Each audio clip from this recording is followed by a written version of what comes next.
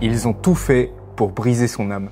Mais jusqu'au fond des prisons communistes, il célébrait la messe avec quelques gouttes de vin et d'eau au fond de sa main. 13 ans d'incarcération et de torture psychologique n'auront pas eu raison de sa foi en Jésus-Christ vainqueur.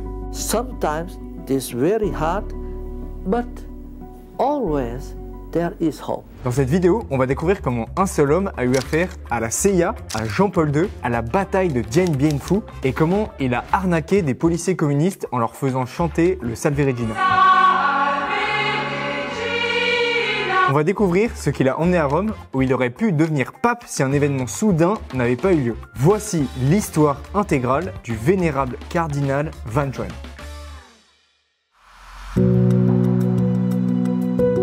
François-Xavier Van Chuan naît à Hue le 17 avril 1928 en Indochine, qui deviendra quelques années plus tard le Vietnam. Et à cette date, le Vietnam est sous domination française. La famille de François-Xavier est très catholique, et depuis déjà bien longtemps. Quand les petits Van Chuan regardent leur arbre généalogique, ils voient plusieurs ancêtres morts en martyrs pour leur foi. D'ailleurs, Chuan signifie soumission à Dieu dans leur langue. Cet héritage familial et cette vie chrétienne le touchent tellement qu'en 1941, à l'âge de 13 ans, François-Xavier décide de rentrer au Petit Séminaire, un collège tenu par les prêtres. C'est dans cette école qu'il va recevoir un appel au sacerdoce. On va le voir dans quelques instants. Mais avant de continuer, il faut qu'on fasse une petite pause pour donner un peu le contexte politique du Vietnam, pour qu'on puisse comprendre la suite de l'histoire. En 1941, quand François-Xavier arrive au Petit Séminaire, le Vietnam est une sorte de gros bazar. Qu'à de le dire. À base d'occupation à la fois française et japonaise, et avec la montée en puissance du Viet Minh, un mouvement indépendantiste et communiste vietnamien. Et c'est justement le Viet Minh qui prend le pouvoir en 1945, quand François-Xavier a 17 ans. Et autant vous dire que communistes et chrétiens, ça marche pas trop ensemble. En août 1945, le cousin et l'oncle de François-Xavier sont enlevés par les communistes. On leur reproche leur activité politique. Pendant plusieurs semaines, aucune nouvelle. Jusqu'à fin septembre, où on apprend une nouvelle tragique. Ils ont été tués de la pire manière possible. Enterrés vivants. Si on en parle, c'est que c'est un point de tournant à la fois humain et spirituel pour François-Xavier. En fait, ça fait déjà plusieurs années qu'il a l'envie d'être prêtre, mais il fait face à un obstacle qu'il pense insurmontable. Impossible pour lui de pardonner aux communistes pour tout ce qu'ils ont fait pour son oncle et son cousin. Si il veut devenir prêtre et donner le sacrement de réconciliation, mais que lui-même est incapable de pardonner, ça peut pas marcher. À la fois, vu comment ils ont tué son oncle et son cousin, on comprend que ce soit pas si simple. Peu à peu, jour après jour, sa tante Hua, la mère et la femme des exécutés, arrivent à pardonner au bourreau. Elle en parle à François-Xavier et elle prie pour que lui aussi arrive à pardonner.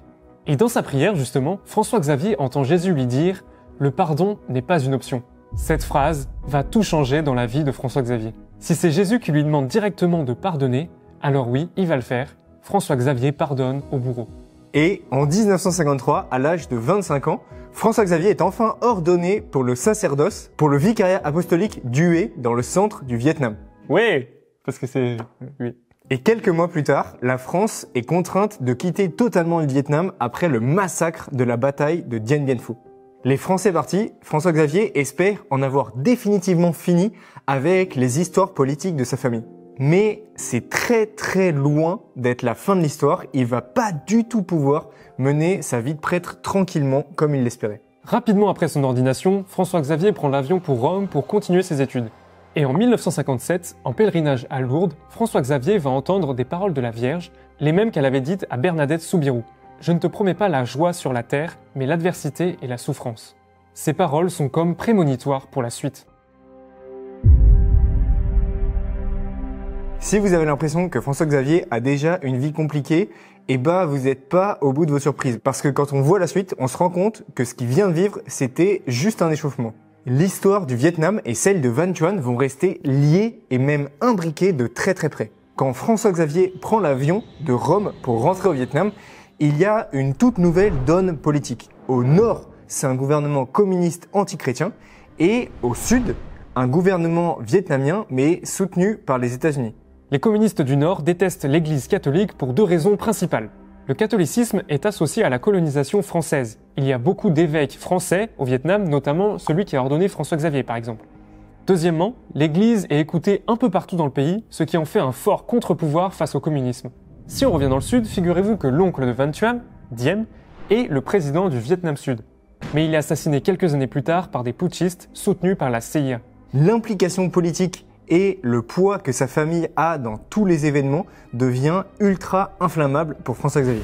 Et pourtant, c'est lui-même qui est nommé par Paul VI évêque de Nha Trang en 1967. C'est le diocèse qui va le plus le marquer dans toute sa vie. Et d'ailleurs, en 2002, quand il décède, ses derniers mots sont Nha Trang. Mais en 1975, c'est là que les vrais problèmes vont commencer. Les communistes qui dominaient alors le nord du pays sont sur le point d'envahir le sud. Et c'est à ce moment que le pape choisit François Xavier pour devenir évêque coadjuteur de Saïgon, la ville principale du sud du pays. 2 mois seulement après sa nomination, la ville tombe aux mains des communistes. Et quand Saïgon tombe, on passe sur un autre niveau de répression. Les communistes veulent tout contrôler de l'Église. Les prêtres, le séminaire, les services des pauvres, vraiment tout. Et il ne faut pas attendre longtemps pour voir François Xavier être fait prisonnier par les communistes. Son arrestation se passe le 15 août 1975, jour de l'Assomption de Marie. C'est le début de l'enfer. François Xavier ne le sait pas encore, mais il va passer les 13 prochaines années dans les prisons communistes. Il va survivre et s'en sortir grâce à une seule chose, la présence de Dieu dans l'hostie consacrée. François Xavier est placé dans un premier temps par les communistes, non pas dans une prison, mais dans une résidence surveillée où les visites sont interdites. Et il va se poser rapidement une question: comment continuer à célébrer la messe en détention? Il manque littéralement de tout, pas de vin, pas d'hostie. Mais quelques jours après sa mise en détention, il obtient l'autorisation d'envoyer à certains de ses amis une lettre qui pourront lui faire passer quelques biens pour améliorer son quotidien en prison. François Xavier prend un risque et écrit ces mots dans la lettre: « Veuillez m'envoyer une bouteille de vin pour soigner mes douleurs d'estomac. » Les gardiens ne se doutent de rien et les fidèles catholiques qui reçoivent la lettre ont l'Esprit Saint avec eux.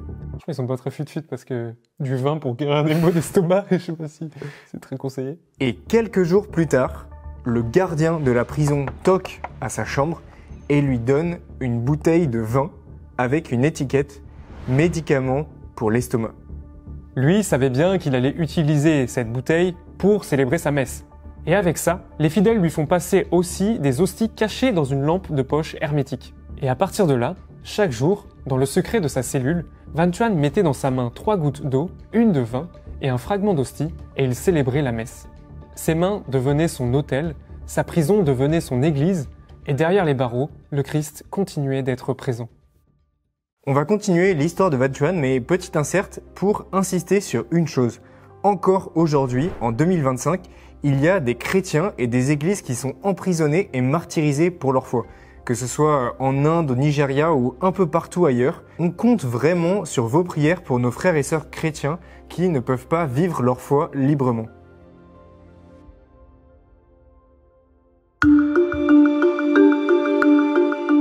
Van Thuan est dans les premiers mois de sa détention et il peut maintenant célébrer la messe chaque jour dans le creux de sa main. Mais imaginez, vous êtes enfermé, vous êtes seul, isolé et surveillé, impossible de communiquer avec votre troupeau. Si vous avez, comme Van Thuan, ce charisme de pasteur et ce ministère d'évêque, comment faire pour communiquer avec le reste de l'Église qui se retrouve à distance et martyrisé par les communistes? La plupart d'entre nous se résigneraient, mais pas un homme de la trempe de Van Thuan. Van Thuan passe littéralement des nuits entières à réfléchir. Puis, une nuit, il a une révélation. Il pense à un homme de la Bible, un homme qui était lui aussi en prison et qui a écrit des lettres qui ont traversé les siècles jusqu'à aujourd'hui. Vous l'avez? Cet homme, c'était Saint Paul. Évidemment. Une idée surgit. Pourquoi ne pas faire comme Saint Paul? Pourquoi ne pas écrire des lettres aux fidèles qui sont dehors? Mais comment écrire ces lettres en sachant que des gardiens le surveillent nuit et jour? Mais Van Thuan va trouver un moyen inattendu avec l'aide d'un petit enfant et d'un vieux calendrier. Un matin, à l'aube, il voit passer devant sa résidence surveillée un petit enfant de 7 ans qui se rend à la messe dans la pénombre. C'est là que son plan prend forme. Derrière ses barreaux, Van Thuan l'interpelle et lui dit « Va chercher ta maman et dis-lui de me ramener un vieux calendrier. » Le garçon s'exécute. Ces simples pages de calendrier vont devenir un message puissant d'espérance pour tous les fidèles persécutés par les communistes au Vietnam. Chaque nuit, à la lumière de la bougie, Van Thuan écrit une fois que les gardiens sont endormis sur ces petites feuilles de calendrier. Et au matin, Van Thuan appelle le même petit garçon qui repasse devant chez lui pour aller à la messe et lui glisse les papiers. Ce petit garçon les fait passer à sa famille qui vont le recopier pour atteindre toute la communauté catholique de Saigon et du Vietnam. Tout comme les lettres de Saint Paul, ces mots écrits depuis une cellule vont traverser les murs pour atteindre le monde entier. D'ailleurs, aujourd'hui, tous ces messages sont condensés dans un livre. Le 8 décembre 1975, cela fait 4 mois que Van Thuan est enfermé dans cette résidence surveillée. Ce jour-là, il termine la dernière page de son calendrier et termine ainsi son message pour les fidèles. Une fois de plus, et ce n'est pas la dernière, c'est le jour de la fête de Marie, l'Immaculée Conception. Un symbole puissant pour cet homme de foi qui, même en captivité, n'a jamais perdu son espérance. Van Thuan est transporté quelques mois plus tard de sa résidence surveillée vers une prison. Au fur et à mesure, il comprend que s'il ne peut pas être évêque de Saigon, il faut qu'il soit le pasteur du peuple que Jésus lui confie à ce moment-là, en l'occurrence les prisonniers qui l'entourent. Le voilà enfermé dans une salle sombre avec 50 autres prisonniers. Il dort sur des planches, tête contre tête, pouvant à peine se lever. Et chaque jour, à la nuit tombée, Van Thuan rassemble les 6 autres catholiques de sa cellule pour célébrer la messe. Il pourrait s'arrêter là, mais il va aller encore plus loin. Chaque vendredi, lors des séances d'endoctrinement, où 250 prisonniers sont rassemblés pour écouter les gardiens leur parler du communisme, Van Thuan cache dans du papier à cigarette l'Eucharistie pour le faire passer aux catholiques des autres baraquements. Tous les catholiques de cette prison savent que pendant leur travail, leur marche ou leur torture, l'un d'entre eux porte, sous sa chemise, la présence du Christ, l'hostie consacrée. Peu à peu, les gardiens se rendent compte de l'influence de Van Thuan sur le reste du groupe. La police commence même à avoir super peur, parce que même enfermé, Van Thuan a un leadership moral sur tout le reste des prisonniers et il se pourrait qu'un jour, il les pousse à se rebeller. Le directeur de la prison choisit de le mettre à l'isolement, seul avec 2 gardiens. Mais ce qui devait être une punition va se transformer en une magnifique manière d'évangéliser. Le directeur de la prison choisit de lui mettre pendant 7 ans de suite les 2 mêmes gardiens. Parce qu'en fait, il a peur que Van Thuan convertisse les gardiens et il se dit que s'il garde les 2 mêmes en permanence, au moins, il n'y en aura que 2 qui seront perdus et pas tous ces gardiens. Les premiers jours, les gardiens l'ignorent complètement. Mais Van Thuan choisit de les aimer, de leur sourire et de prendre le temps d'essayer de discuter avec eux. Peu à peu, une relation se noue et les gardiens finissent par demander à François Xavier de leur apprendre des chants en latin. Qui fait ça? Ils s'ennuient en prison, même les gardiens. Faudrait que je fasse ça, je pense que je m'ennuie. Van Thuan leur apprend alors le Salve Regina et le Veni Creator sans même que les gardiens comprennent ne serait-ce qu'un mot de ce qu'ils chantent. Quelques jours plus tard, alors que Van Thuan est complètement au fond du trou et désespéré, qu'il n'arrive plus à prier, il entend l'un des gardiens chanter le Veni Creator en prenant sa douche. Il comprend alors que le Seigneur peut lui parler à travers la voix de ses gardiens. En entendant la prière à l'Esprit Saint dite de la bouche du policier, il reprend de l'énergie, retourne prier et retrouve une détermination. Quelques mois plus tard, alors qu'ils sont de plus en plus proches, Van Thuan va se permettre de leur demander du fil de fer. Ils acceptent et c'est avec ce fil de fer que Van Thuan va confectionner une chaîne. Et la croix d'évêque qu'il va attacher à cette chaîne, il l'a cachée dans un savon creux de peur de se la faire confisquer. Une fois à Rome, devenu cardinal, il gardera toujours avec lui cette croix et cette chaîne. This is not a souvenir of prison only. This good souvenir. But it recalls me that with love of Jesus Christ, we can change the heart of the people.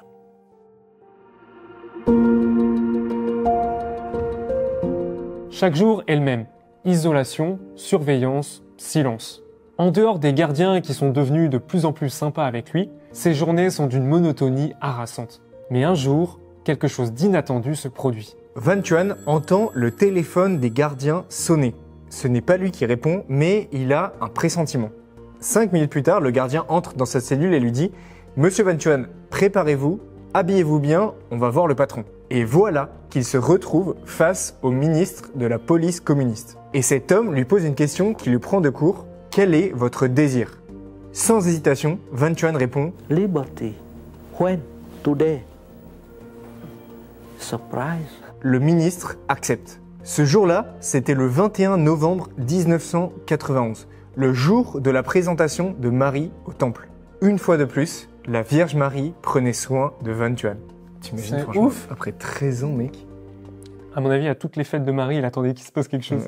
Ouais. Bah ouais. Après 13 ans de captivité, Van Tuan est enfin libre. Mais la liberté a un prix. Le régime communiste vietnamien ne veut pas qu'il reste dans le pays. Pourquoi? Parce qu'ils savent très bien qu'il est influent et donc trop dangereux. Van Tuan, à contre-cœur, part en exil. À Rome, Jean-Paul II l'attendait. Le pape savait que cet homme, qui a gardé sa foi intacte pendant les 13 ans de captivité, avait quelque chose à dire à l'Église catholique du monde entier. Van Tuan devient le président de la commission Justice et Paix en 1994 au Vatican. Et quelques années plus tard, le pape Jean-Paul II le crée cardinal. Mais ce n'est pas tout. En l'an 2000, Jean-Paul II lui demande de prêcher les exercices de carême pour toute la curie du Vatican. Son témoignage va toucher l'Église de Rome, mais aussi l'Église du monde entier. Sa foi et son espérance dans le Christ sont restées inébranlables, même au fond d'une prison, et même aussi longtemps. Plus qu'apprécié par ses pairs, il serait le candidat parfait pour prendre la suite de Jean-Paul II et devenir pape. Mais le 16 septembre 2002, François-Xavier Van Tuan décède d'un cancer à Rome. Pendant les 74 ans de sa vie sur Terre, en liberté ou en détention, en exil ou dans son propre pays, François-Xavier a témoigné du Christ à temps et à contre-temps. Sa fidélité et sa foi n'auront pas été entamées par les épreuves de la vie, mais au contraire renforcées par le Christ lui-même présent à ses côtés. Toutes les 2 semaines, on partage avec vous par mail nos découvertes et analyses sur l'Église et l'évangélisation sur Internet. Inscrivez-vous au Disciples Notes en suivant le lien dans la description. Si vous voulez nous soutenir financièrement, vous pouvez suivre le lien Ko-fi, c'est vraiment important pour qu'on puisse continuer à plein temps cette mission sur Internet. On se retrouve bientôt pour une nouvelle vidéo. En attendant, priez pour nous, on prie pour vous.